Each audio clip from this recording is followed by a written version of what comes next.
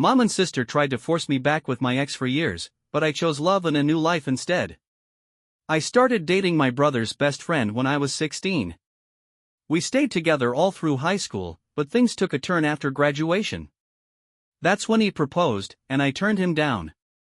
Let me tell you, it caused a whole storm of drama. My family kept pressuring me to reconsider, saying we could have a long engagement or at least make some kind of promise to work things out. It put a strain on my relationship with my brother, Daniel. He's 36 now, but the real damage was with my sister, Emily, who's 32. She never got over it. Emily was convinced my ex, Ryan, was the perfect match for me, and things only got worse when she started dating Ryan's brother. Suddenly, Ryan was everywhere: family dinners, holidays, you name it. I tried to stay quiet about it since he was still friends with my siblings, but Emily wasn't subtle. She started scheming to push us back together, from setting up blind dates to forcing us to share a room during holidays. I couldn't take it anymore, so I asked my parents to step in. Thankfully, they told my siblings to dial it back and stop inviting Ryan to every little thing. Daniel respected that, but Emily? Not so much. The final straw came when I met Alex, my now husband, during a semester abroad. He was from another university but the same country, and we just clicked in a way I'd never experienced before. It felt like magic. After a year of dating, we got engaged, and my family was thrilled. Well, everyone except Emily. She kept saying I was just in that honeymoon phase and that it wouldn't last. She tried everything to push me back to Ryan, countless arguments and schemes, but I warned her that if she kept meddling, I'd cut her off completely. Did she listen? Of course not. At her wedding, she made me her maid of honor and paired Alex with one of her friends as his date. We didn't even realize what she was up to until her friend made a move on Alex at the reception. Emily had the nerve to justify it by saying that since Alex and I weren't married yet, it was fine to explore other options. I was done. I walked out of the wedding and, the next day, sat my parents and Daniel down to make things clear. I wasn't going to force them to choose sides, but I was cutting Emily out of my life. If they tried to fix things between us, I'd distance myself from them, too. My mom was heartbroken and tried to negotiate, but my dad and Daniel respected my decision. Since then, apart from 2 attempts by my mom, I haven't spoken to Emily in 6 years. She's tried everything: gifts, tantrums, you name it, but I ignore her completely. At family events, I act like she's not even there. At first, she'd make snide remarks or stir up drama, but when no one supported her, she eventually gave up. She had a full meltdown when she found out she was invited to my wedding but wasn't involved in any of the planning. Daniel told me later that he feels guilty for enabling her for so long, and his friendship with Ryan has cooled off. They still talk but aren't as close. Fast forward to a few weeks ago, at my mom's birthday party, where I announced that Alex and I are expecting our first child. It's not the first grandchild, but it is the first granddaughter, and everyone was overjoyed except Emily. My mom noticed and invited me over for tea a few days later. I had a gut feeling it wasn't a good idea, but I wanted to stay optimistic. As soon as I pulled up, I saw Emily's car.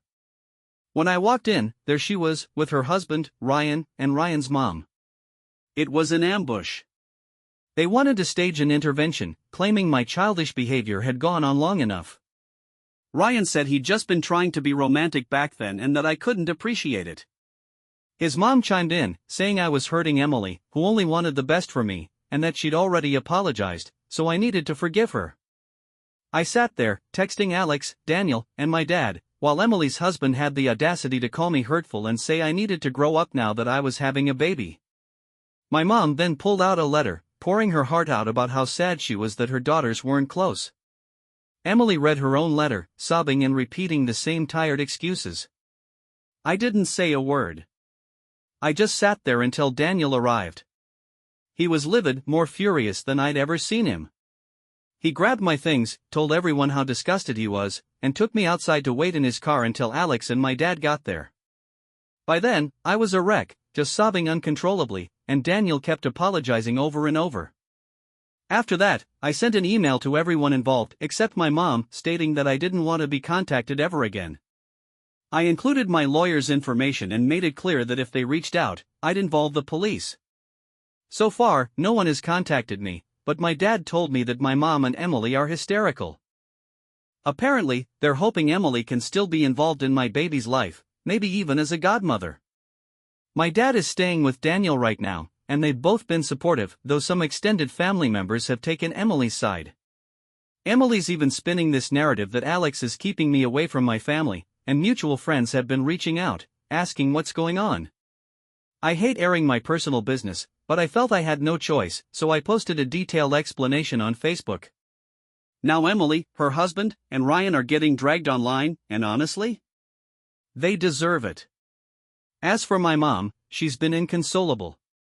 I agreed to sit down with her a couple of days ago and laid out some non-negotiable terms if we're ever going to have a relationship again: individual therapy, family therapy, clear boundaries, no sharing information about me with Emily, and separate holidays. Most importantly, if she ever pulls something like this again, she'll be cut off for good. She thinks it's a lot to ask but says she's willing to try. However, she assumed this meant she'd have immediate access to baby news. I told her it's a process, and she'll have to prove she's made real progress. Right now, my dad and Daniel refuse to speak to Emily and keep apologizing for not stepping in sooner. I feel a bit guilty about my mom, but not as guilty as she made me feel with that ambush. We've come a long way, and forgiveness has been extended to those who've genuinely moved on and grown. My husband, Alex, stands firmly by my side, supporting whatever decisions I make. However, my mother-in-law has gently questioned whether cutting off my mom's access to her future granddaughter is the right approach. She emphasizes that it's my choice, but I can tell she's not entirely convinced. As for me, I'm torn about what to do regarding my mom. She's complicated. People have asked why she went along with Emily's obsession, and I wish I had an answer. Some have even joked that my sister seems to think I should drop Alex, stop playing make-believe, and return to Ryan for my supposed happily ever after. I can't wrap my head around how delusional that sounds. And what about my baby? How does my sister expect Ryan and his family to even fit into her fantasy? Emily claims she's not trying to push Ryan and me back together anymore. Instead, she's latched onto the argument that I'm being cruel by denying her the chance to be an aunt. She even accuses me of being a bad sister because I'm close to my sisters-in-law, Alex's sisters, who are wonderful, by the way. But I don't believe her for a second. The real issue I keep wrestling with is my mom. She couldn't have been my best friend without meddling in my love life? It's baffling. Honestly, I don't understand what goes on in her head. Alex thinks she might not be mentally well, which is a hard pill to swallow. Ryan, for his part, is another story. The most unsettling thing about him? He still has all the mixtapes and CDs I made for him when we were dating as teenagers over 20 years ago. It's unnerving. It's surprising that someone this obsessive still has a place in my brother Daniel's life. But, to be fair, Daniel began distancing himself from Ryan once I expressed how uncomfortable I was with him always being around. Back when I was in college, I'd visit during breaks, and Daniel made a conscious effort to create space between Ryan and me. Daniel even went out of his way to welcome Alex into the family, which naturally strained his friendship with Ryan. Ryan felt betrayed, but Daniel prioritized me and Alex over that toxic relationship. These days, Daniel only speaks to Ryan when absolutely necessary, like when it involves Emily's son or to avoid being rude.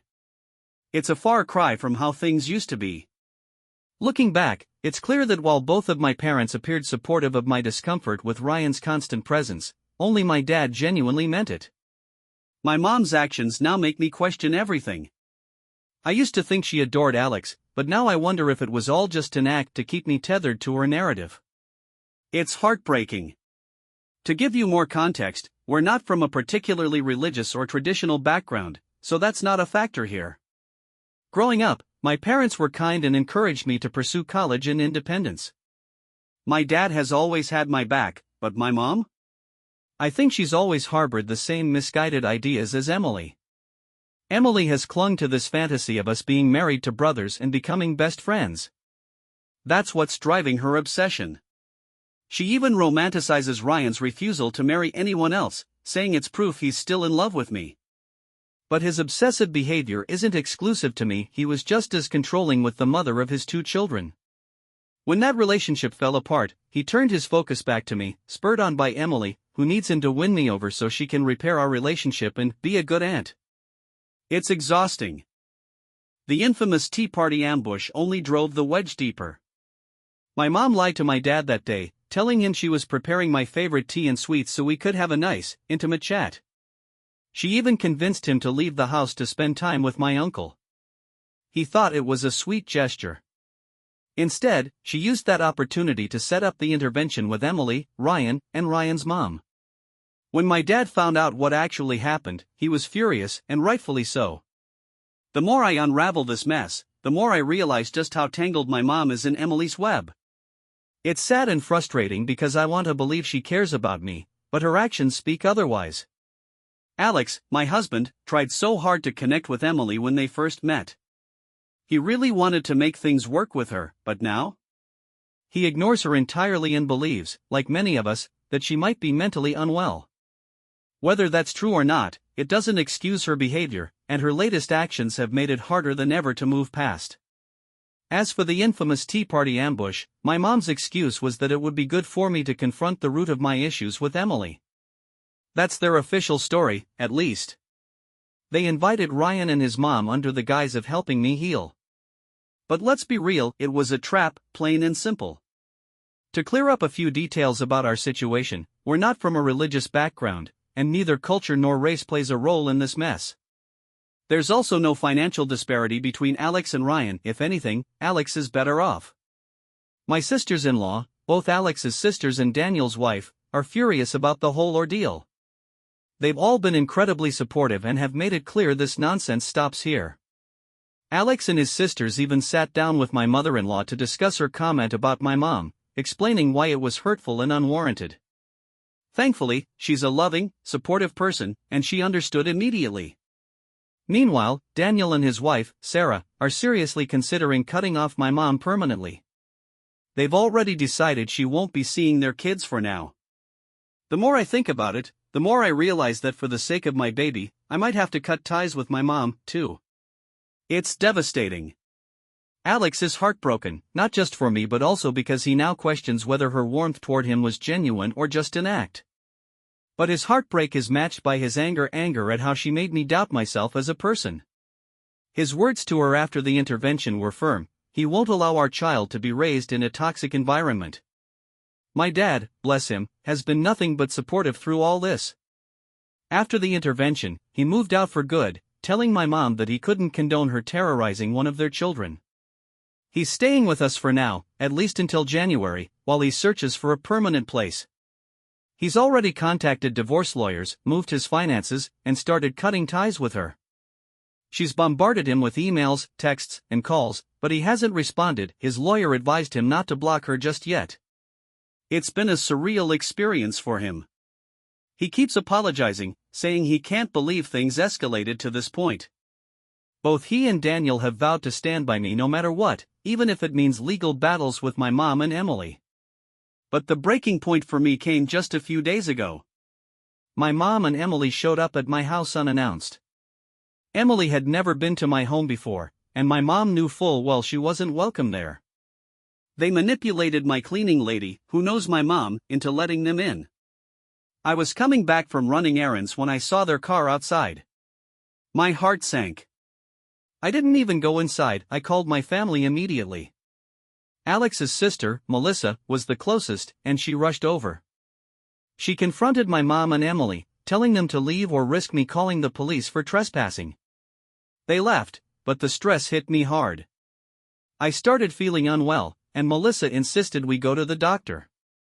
The doctor confirmed what I already feared: the stress was taking a toll on my health and could hurt the baby. When Alex found out, he was livid. He went straight to my parents' house with Daniel, my dad, and my uncle. They packed up everything my dad wanted to take, leaving nothing behind. Alex told me later that Emily was there, screaming at him, accusing him of destroying her family. My dad shut her down, telling her that her reckless behavior almost harmed my baby and that he didn't want anything to do with her or my mom ever again. Emily's been trying to contact Daniel since then, begging for his help, but he's made it clear it's not happening. I feel awful for my nephew. He's losing so much of his family because of his mom's unhinged ideas. But as much as I hate it, it's just the reality of the situation. On the legal front, my mom's been throwing around threats about grandparents' rights and even custody, which is absurd. My lawyer sent her a letter stating that her actions have caused harm to me and the baby and warning that any further harassment will escalate into legal action. Daniel also sent her a letter about her harassment of me. Both my mom and Emily have refused therapy, so there's not much left to say. Despite everything, I'm trying to stay positive. My brother and Sarah sat their kids down to explain that Grandma was sick and had tried to hurt their Aunt Annie and her baby. They assured them that Grandma still loves them, but she won't be a part of their lives anymore. As for Emily, the kids don't care, she's always been distant and unpleasant with them anyway. We're doing everything we can to protect ourselves and our growing family, but it's hard to feel anything but sad about what's happened. Still, I'm determined to move forward and focus on the love and support I have around me. Looking back, it's clear now that my mom and Emily have been on the same page about this for years. Whether they're mentally unwell or not, their actions speak volumes. For my own sake, I've decided to focus on spending the holidays with my family, prioritizing my health, and continuing therapy. That's all I can control right now. Update 3.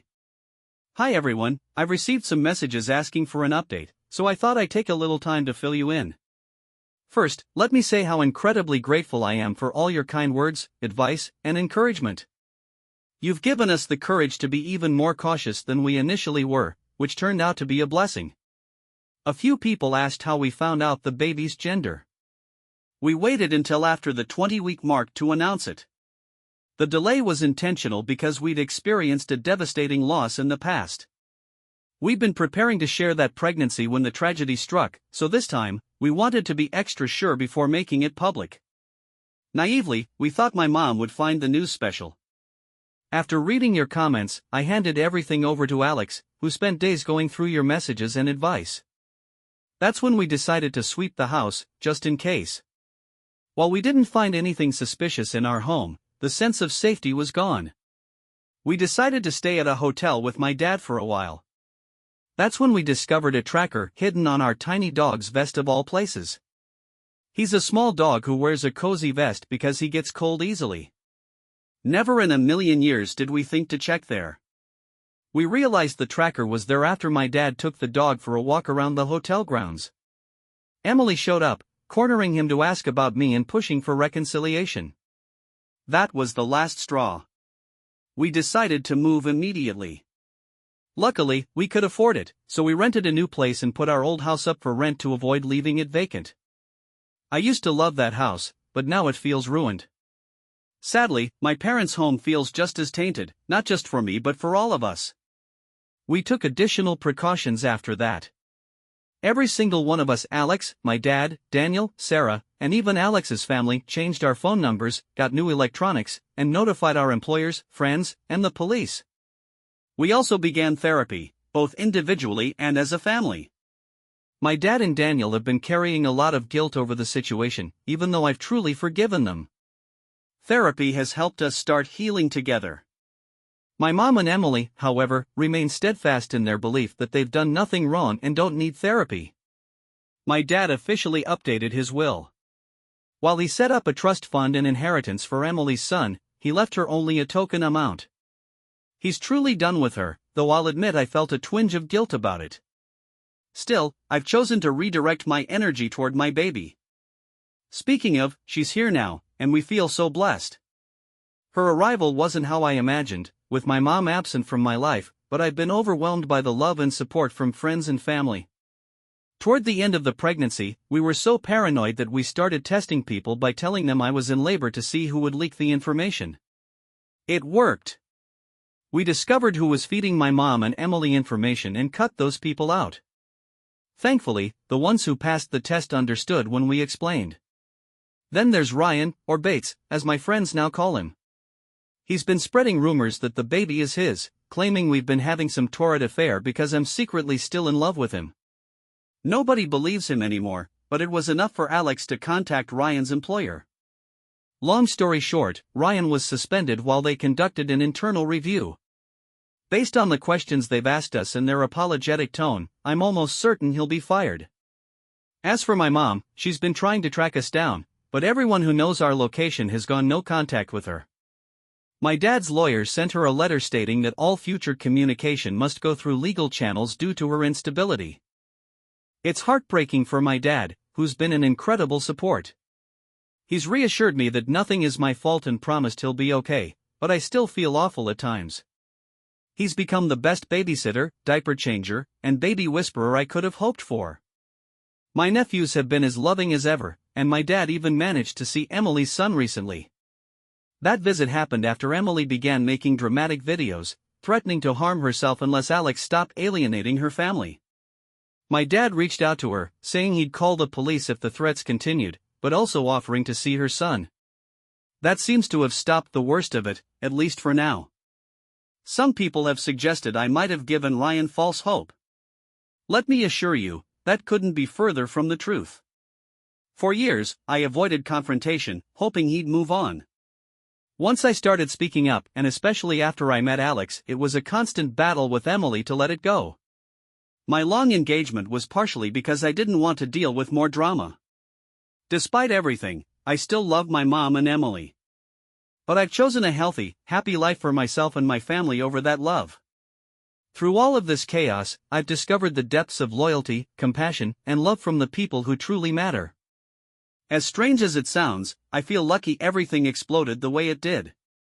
Update 4. We've officially moved into a new house. My dad is living in the guest house, which we all agreed would be the best arrangement after a lot of therapy and discussions. While it's great having him close, we all need our own space to heal. We're still renting out the old house and we'll decide what to do with it later. My dad continues to spend a lot of time with the grandkids, hosting all of them together about 3 times a week. He still sees Emily's son separately since she refuses to let him take the boy unless she knows where he lives. Honestly, that's a reasonable request under normal circumstances, but given everything, we can't risk her knowing. We're moving forward, one step at a time. Looking back, my mom has been complaining nonstop to the lawyers about how unfair it is that my dad still gets to see all the grandkids. The truth is, there's nothing she can do about it. About a month ago, my dad sat me down and confessed something. I could feel my stomach churn before he even said the words. Turns out, he's been paying for my nephew's schooling and babysitting expenses, Emily's kid, and that's the only reason she lets him see the boy. He felt so guilty for keeping it from me, but I reassured him it was okay and that he didn't need to feel bad. I mean, it's his money, and if that's what it takes to see his grandson, I understand. On Mother's Day, my dad got an email with a link to an Instagram video. It was this over-the-top, melodramatic montage about my mom, portraying her as this poor, abandoned victim. The video painted Emily as some kind of saint for sticking by her side. Honestly, it was pathetic. I was angry for a minute, but instead of stewing over it, I just forwarded it to the lawyer. In May, my dad officially filed for divorce. My mom is still insisting he's making a mistake, but his response? I'd rather drink bleach than go back to her. So yeah, I think it's safe to say he's done. For Father's Day, Alex and Daniel took my dad out for a guy's day, and they had a blast. Emily, of course, posted a ton of passive-aggressive nonsense on social media, but we managed to block it all from reaching my dad so he could enjoy his day. The 3 of them even planned a camping trip with all the kids. By camping, I mean they booked a suite at a hotel, pitched a tent in the middle of the room, and set up a little teepee for the baby. It was adorable. Speaking of the baby, she's been the light of my life. Having her is one of the best things that's ever happened to me. Watching Alex step into the role of an amazing father just makes my heart swell. It's exhausting, sure, but we're surrounded by so much love and support. My sisters-in-law and I even have a shared calendar now to plan age-appropriate activities for all the kids. We want them to know their voices matter, they don't have to spend time with anyone they don't want to. Right now, though, they're all obsessed with the baby. They've even declared themselves her protectors, which is just the sweetest thing. Family time, without Emily around, has become such a joy. I know it's wrong to say, but she just drains the positivity out of every room. Even my mother-in-law, who stays in our guest room once a week to help with the baby, has been a source of love and respect. She never oversteps, never tries to take the baby for sleepovers, she just enjoys being part of our lives. That kind of respect and understanding makes all the difference. Still, there are moments I break down. I miss the mom I thought I had, the one I wanted to share this journey with, not the woman who called me a hateful person and said I'd be a terrible mother. My therapist reminds me it's a marathon, not a sprint. I'm trying to focus on the good. And speaking of good, Bates, was officially fired. Not only that, but his reputation in his industry has been utterly destroyed. It's practically nuclear-level damaged. His brother Bill didn't fare much better, though his job wasn't as dependent on reputation, so as far as I know, he still has work. After being fired, Ryan sent me a 12-page, double-sided, single-spaced letter. From what my lawyer summarized, it was a lot of whining about how hurt he is and how Alex is so threatened by him that he had to ruin his career. Honestly, it's laughable. The kicker? I heard from people, I don't ask, they just tell me because they know he's stalking me, that his ex moved away with his kids, and his reaction was, it's probably for the best. This man doesn't even care about his own children but wants to play house with me and my baby. Pathetic. For now, he's not homeless since his mom let him move back in with her. I doubt he'll learn anything from this, but honestly, that's not my problem. Meanwhile, Alex went through every single item we owned that came from my mom and either donated it or burned it, with my dad's blessing. He said life is too short to keep any of that baggage, even his memories. Update. Long time, no see. I wasn't sure if anyone would still be interested, but I've got a few updates, mostly good ones. First, thank you to everyone who's messaged and commented. Every time I log into this account, I'm greeted with so much positivity, and it means the world to me. Now, on to the updates. My parents' divorce is final. After plenty of tantrums and theatrics from my mom, she got to keep the house and received a bulk payment, but that's it. My dad? He's like a whole new man. The joy and freedom he's found make all of us so happy for him. Here's a little throwback. When all this drama unfolded, we didn't fire our cleaning lady. She's been working with Alex's family for decades, and I couldn't stand the thought of her losing her job because of my family's chaos. To clear up any misconceptions, we're not slobs, and our cleaning lady isn't scrubbing floors on her hands and knees or anything like that. After the chaos hit, my dad sat her down and said she wasn't fired but on a paid vacation until we settled into a new place. He told her to take her time and decide if she wanted to come back, and she was so grateful, her family, too. My dad, being my dad, started buying food and little gifts from her family to show his appreciation for them. Well, here's the kicker, our cleaning lady has a sister who owns a nail salon, and my dad is now dating her. She's absolutely lovely, with grown kids of her own, so she totally gets the complicated family dynamics we've been dealing with. Dad has been upfront, he doesn't want to move in or get married again, and she's perfectly fine with that because she values her independence. Honestly, she's been a breath of fresh air in his life. Of course, when my mom found out, she almost had a stroke. She's convinced it's some kind of late midlife crisis and called him a sugar daddy. I only know this because of the gossip, it's not like I'm in contact with her. From what I've heard, she's struggling without my dad. Budgeting was never her strong suit, and she relied on him to rein in her ridiculous spending. As for Emily, my sister, things aren't looking great for her either. My dad was willing to keep supporting her for my nephew's sake, but that all changed after an incident at a family gathering. My nephew, clearly parroting things he's heard, started calling my daughter an affair baby, saying she wasn't with her real dad. He even called my other nephews on Alex's side delusional and pushed one of them, saying only he was a real cousin to my daughter.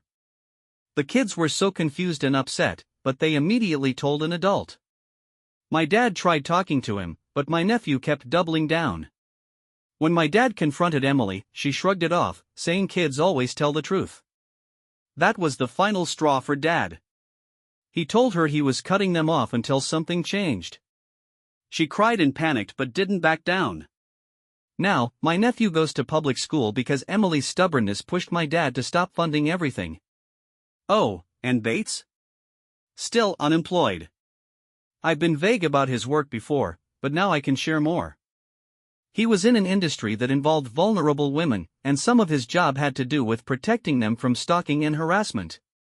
the irony isn't lost on anyone. When his behavior came to light, his organization fired him immediately to avoid any backlash. Since then, I've received 2 more handwritten, rambling letters from him. Thankfully, he only has my lawyer's address, so my lawyer gets the honor of reading and filing those. Bless him, he's a saint for putting up with this nonsense. The most shocking incident, though, happened at the grocery store. A random woman approached me and asked if my daughter was Bates' baby. I was speechless. She went on to say Bates has a photo of us on his profile and that I should be ashamed for hurting such a good man. I couldn't even respond, I was too stunned. The part that got to me was the photo comment. It wasn't a public picture, just something we'd shared in a family group chat. When I told Alex, he was furious but stayed calm. We decided to smoke out the leak. Long story short, it was my dad's 2 sisters feeding info to my mom. Dad was heartbroken but didn't hesitate to cut them off. They've been begging to reconcile, but he's done. On the bright side, my brother and his family are thriving. We see them often, and we've even taken a few family trips together. They've gone no contact with my mom and Emily, which my sister-in-law is thrilled about. Apparently, she never liked our mom but kept quiet to keep the peace. As for my in-laws, they've been amazing. My mother-in-law is now allowed overnight babysitting, and she's over the moon about it. Sometimes, she even has all the grandkids under one roof, and they adore her. She used to be a flight attendant, so their favorite game is pretending they're on an airplane. Of course, my mom couldn't help but stalk my mother-in-law's social media, so she had to make her accounts private. I'm sure it's eating her up inside, but as Alex says, she made her bed. Speaking of Alex, he's my rock. Whenever little things pop up, he keeps me sane. We've even started discussing the possibility of having another baby, or maybe adopting. We're lucky to have such a strong support system and the privilege to explore those options. Still, there are moments I miss my mom. I'll cry when I realize there are milestones I can't share with her. But the truth is, she's not the person I thought she was. My daughter deserves a safe, healthy family, and my mom doesn't fit into that picture. It's heartbreaking, but necessary. Oh, and a fun update, this Father's Day, Alex, my dad, and my brother actually went camping. They had a blast, aside from some mosquito bites and awkward sunburns. Life is good. It's not perfect, but it's ours, and we're making it work.